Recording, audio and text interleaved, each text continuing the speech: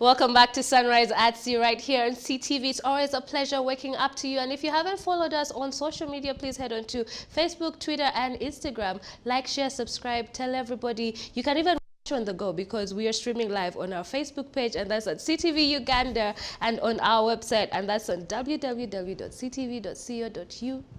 It's time for our views. My name is Apollo Sarah once again, and the ladies are with me, Sandra Cope and Shivan Alma. Yes. You know what I love about this segment? It's because we come here and rant and vent and quarrel. It's therapy. It's therapy. It's therapeutic. We even cry sometimes. Oh, yes. Almost That cry too. sometimes. Well, today on our views, we're going to be talking about something that if you are in a relationship, you have probably been in this situation maybe once, maybe twice, or if you have best friends who like to embarrass you in front of other people, perhaps you have been through this thing, or maybe you are a perpetrator. I know one thing's for sure, I'm a perpetrator. And we are going to be discussing calling out your partner in public. Would you do it? And what sparked this conversation is we received a letter from one of our viewers, and she says, "Dear Sunrise at Sea, my husband loves to correct me on everything we discuss. He even does it in public in front of other people. How can I tactfully tell him to stop it?" And she's called Martha. So ladies, before we go into how she can tactfully tell her husband to leave her alone and mind his own business, have you ever called your partner out in public, or would you do it? No. Why I've not? Never, and I would never, because what if the tables were turned? Yes. I wouldn't feel good about that. But what if you're wrong or telling lies? Okay, it depends. It depends. Yes. It depends. Maybe if we are talking about something political and he's a bit off, I'd be like, no, actually it was not in that year, it was in this year, and this government did this or this or that. I love such debates. I would have that. But like personal stuff, no, I would not do that. That I would do in private. Or what if they say something derogatory? Say, for instance, your partner attacked another female and you felt some type of way about his actions. Or if he was rude to a waiter or waitress, at the restaurant. Or if he was rude to, a service provider, would you call him out on it? Yes. Right there in front of that person, right there, right then? No, not in front of the person. Like I would try to take charge of the situation, and when the service provider left, I'll be like, that was rude. Rude much? Yeah. Like, tone it down. Yes? Yeah. You would do that? Yes. What about you, Shivan? Well, definitely. I first of all, I do not subscribe to calling out my partner in public. I do not think it is right. But depending on what they have done or on the occasion, I mean, if he has disrespected someone in front of me, or if he has made a very negative remark and he has generalized women, I would definitely, usually what I do is either I pinch you or I step you from under the table, depending on where we are. But also I could just whisper in your ear and say, babe, that's not nice. What you said was not nice. Please apologize to her. Yes. If it's maybe if he has been rude to a waiter or a waitress, I wait when we're leaving the restaurant, I tell him what you did was wrong.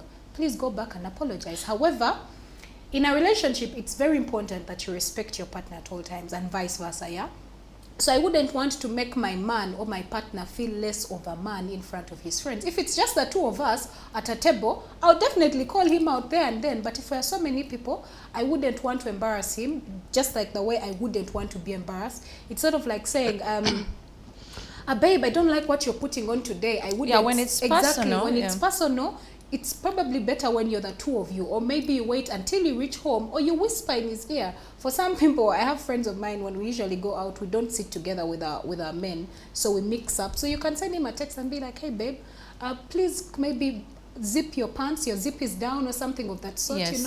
So you do not call your partner out in public, making them look very, very small, or making them feel very intimidated.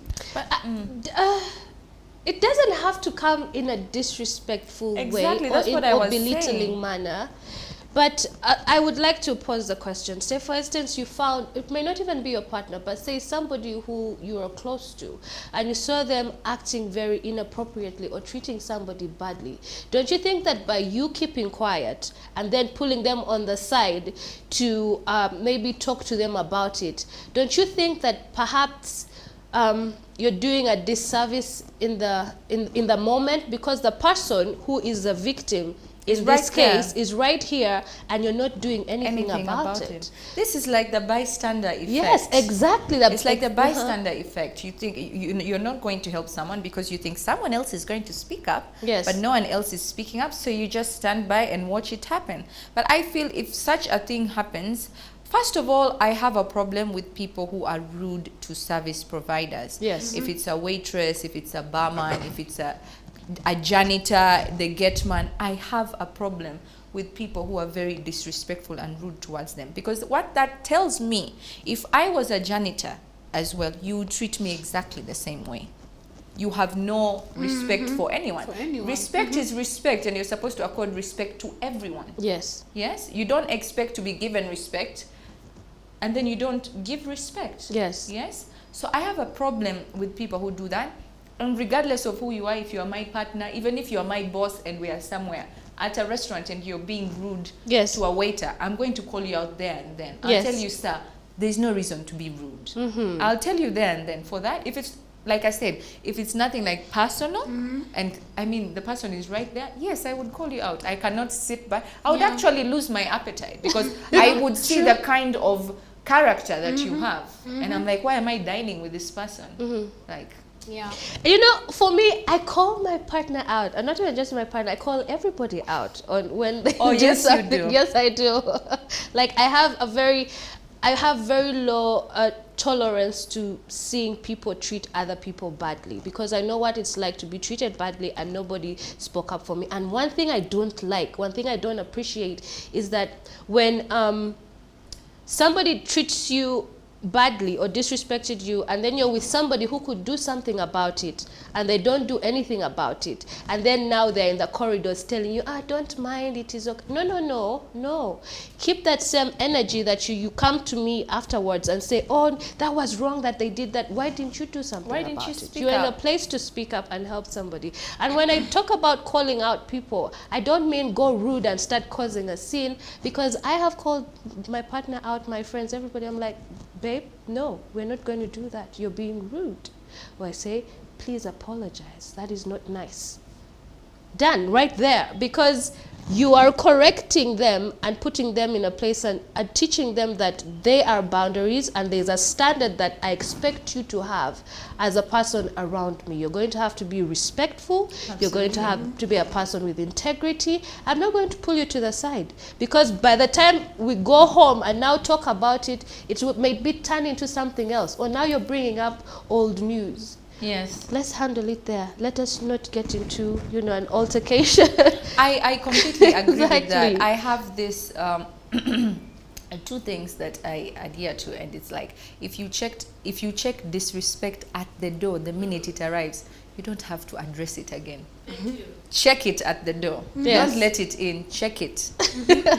Well, when we posed this question to our social media, a lot of people felt that it was very unnecessary to check your partner in public, because they felt that it's, disrespectful, and also it shows a lot of disharmony as to the two of you as a couple. Yes. Which I disagree, but however, I'll read some of the comments at the end of this segment. However, now let's go back to giving Martha some advice. How can she tactfully tell her husband to stop?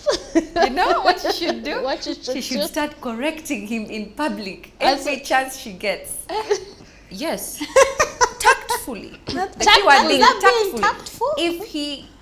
If he feels the way she feels, yes, he would stop. So whenever he says something, she fact checks him. No, Google said. No. It's like this, like that. Like people like, hey, excuse me. Like, yeah, honey, that's what we are doing. Like, let's do this. He'll stop doing it.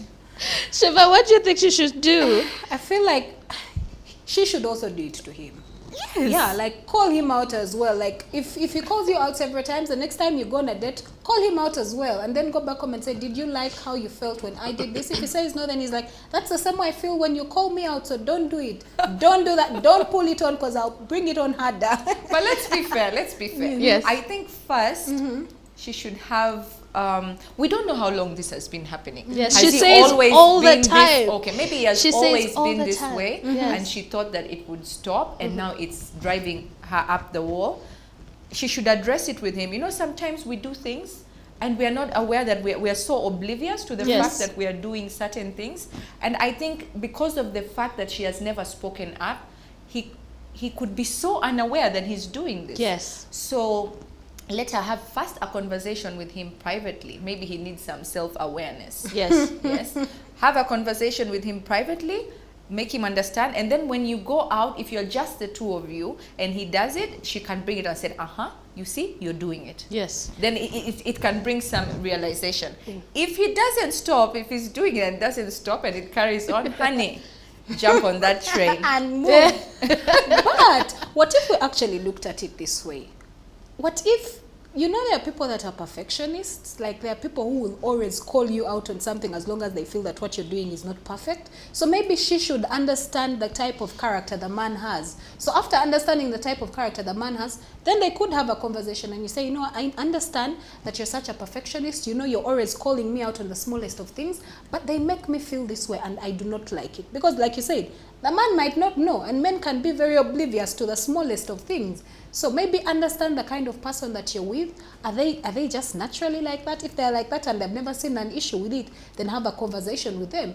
If they do it unknowingly, then they could apologize. But I mean, it goes back to understanding the character and telling your partner how you feel about it. Because it makes you feel small. Definitely, and that is definitely very important, because we need to learn the conversation styles of our partners, because there are 4 different styles of conversation. There is the passive, the person who converses and holds conversation in a passive manner. Then there are those ones who do it in an aggressive manner. Then there are the passive aggressive people, and then there are the people who are the oppositional conversational stylists.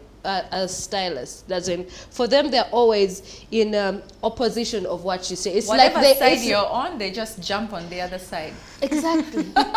They are someone ready like that. for violence any day or for a hot Anytime. debate anytime. And anyway, oppositional conversational style is a person with oppositional conversational style is a person who in a conversation disagrees with and corrects whatever you say. He or she may do this in a friendly way or in a belligerent way, but this person frames remarks in opposition to whatever you venture. So regardless of people who just like to start an argument or a debate, it's like, are you sure? Oh my goodness! Now Where are the puts facts? so much into perspective now. You There are some understand? people, whenever I say something, they're just there to tell me, no, it's not like that. Yes. It's not like this. I'm like, why? And what this looks like is, if you have not noticed, but perhaps let me give you some perception and maybe it will start to click. So what it looks like, a person who is an oppositional conversation, who has an oppositional conversational style, is that this person will always want to prove you wrong with facts and statistics. I know a lot of people are coming to mind right now. And they always give alternative facts and beliefs and examples to carry on the debate. And also they like to stick and monopolize on the conversation, and they also like to hijack the conversation. Oh wow! That Now makes a lot of sometimes sense. these people do it intentionally, but then again there are other people who just don't do it intentionally. I Like usually people do it. who are argumentative. People who, the people I who do say, it. that she likes to argue. I do it because sometimes I might forget what I want to say. So I'm like, can I have this away before I forget it? First wait, But I'm first wait, working first on wait, it. let me I'm working finish. on it Yes. though. That is it. And what to do in this instance is that, number one, you need, because many times we find ourselves in a position where we go head to head with these people because we're trying to get them to understand our viewpoint or try to understand us or to just even listen. You understand? But what to do, what is advised to do in this situation is just let it go. You know what I think, and for me, I really use this. First of all, to such people, I don't, because such people take your peace away. Yes. And I don't want my peace to be taken away. So I do not show up to every argument I'm invited to. Because I came to understand that many people argue with you or debate with you just to prove what they know. Yes. Yes.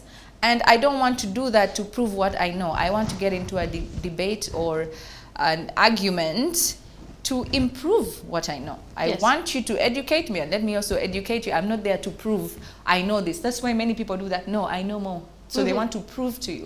They don't have an open mind. While you're talking, they are hearing you. They're not listening. They are hearing you. They want you to finish so that they tell you, so that they prove what they know. But if you're having a candid conversation with someone, instead of hearing you, listen.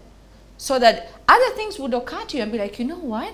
I didn't know that, because for me, I knew 1, 2, 3, 4. So in that instance, you are improving what you know, not just out to prove what you know. How is that going to help you? But even in relation to what Sandra has said, in regard to calling out, it might not even be your partner. It could be anyone, because I mean, like Sarah has said, she calls out her friends. It could be anyone that you call out. I think maybe it's very important to understand how you are relaying the message. Are you calling them out so that they improve, or is your intention to embarrass and ridicule them? So if you look at it in that lines, because the lines are quite blurry in between calling out someone because you want them to improve, or calling out someone because you want to show that you know more, or you want to make them feel less of a person. So I think maybe when we are calling out people, it is important that you measure up, and you're calling them out, but you're letting them know what you did was wrong. Please apologize. You could actually do this. If this word was bad, you could use this word. Can you say please? Can you say thank you? Can you say sorry? Yeah. Instead of calling them out and making them feel small, because if the tables were turned, that could be you. Exactly. Let's look at it in this way. Let's not be afraid to be held accountable for our actions. And one thing that I do, it's not that I don't get called out. I also do. It's just how you manage it. Because some people are going to take it personal and then make it even a bigger fight. But then that goes back to the way you've done it. No, you could do it in the most sweetest and innocent manner, but this is the thing, when it comes down to criticism or holding people accountable, not a lot of people are ready to stomach that. We hear people say, oh, I liked the honest truth. I like people who are real. People can't handle the truth. Exactly. So now I'm being real with you and telling you, you were rude. Your actions were unacceptable. Kindly apologize, please. Someone's like, why should I apologize? Now you are catalyzing the situation. But he did this, or she did this, or they did this, you know, and now it becomes a finger pointing, blame game type of situation. Whenever I get myself in a situation after I call someone out and they do that, I walk away. Because I'm like, we are about to start World War III in this place and embarrass ourselves and our whole lineage. Let me get out of here. So ladies, how in the event you have to call out somebody in public, how can you do it?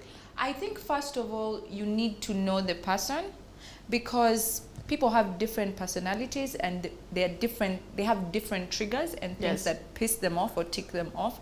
So you need to understand. For example, if I'm coming at you, Sarah, I need to come with logic. Because you gravitate towards that. Like, you'll tell me, make it make sense. That's what Sarah will tell you. Yes? If I'm coming at you, Shivan, I have to appeal to that emotional side of you. Yes? Because say, now if you tell me this, I'm feeling like this, why are you doing that? So you need to understand where the kind of person this is. And also, as well, the context of communication, in a sense that context, where you are, are you like in a restaurant, are you in a bar, are you in a church?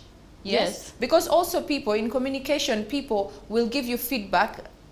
Their surroundings really affect the kind of feedback they give you. That's why you see, like, if you're interviewing someone, a source, and they want to speak on something, but they feel that maybe they're going to be seen. And they fear something, they would not really speak to you. So you need to remove them from that environment to make them open up and be honest and open with you. So also the environment, the personality of the person, the context of communication, which comes with the environment and everything else. So you have to take that into account, before you approach someone and just blurt out words. Have some emotional intelligence and be very tactful. Exactly. It's also important, like Sandra has said, if you know the person, say for instance, if this is your best friend, or because in this context it's a partner or your spouse, I think it's important to also have code words or signals. Say for instance, if you feel he's being rude or being inappropriate or is starting to embarrass you, you could maybe rub that, you know, you pinch and step. When I'm wearing a kakondo, I bang your leg. You know, have a code word or action, like maybe hold their hand or rub their back, or you know, tap them on the thigh or just squeeze and like, you know, abort mission. Stop it. Exactly. Abort mission feels like there's a catastrophe about to happen. So let me read some responses that we got from our social media. And this one comes from Essential Worker, and he says, to me, it's not necessary. I defend her in public, correct her in private. Trying to correct your partner in public sometimes offends them, and says #CTV Sunrise. He defends her in public and corrects her. Isn't that being like a hypocrite? Do you know the funny thing is that there are some people who defend their spouses in public even if they're doing the wrong, the worst, the most criminal things, and like, let's ask questions later. And when they go home, that is absolutely ridiculous. I think it is ridiculous, but at the end of the day, again, you're protecting your partner's image. We call a spade a spade. And if this is your partner, you should hold them accountable for their actions in public as well. Like what it is. Like, honey, I am not going to stand for this shenanigans because you represent me and I represent you, and I'll do it in the nicest, sweetest way with a smile. It's like, baby, we're not going to do that today, okay? That is wrong. Anyway, that wraps up this conversation. That wraps up this conversation on our views. However, it does continue on our social media, and that's on Twitter and Facebook. Let me know. Would you call out your partner in public? And if you did, how have you done it? Or please share some tips and tricks on how you handle these kinds of situations in public. Don't go anywhere, because Siobhan Alma is coming in with the continuation of this conversation on our views too. This is Sunrise at Sea. Don't blink.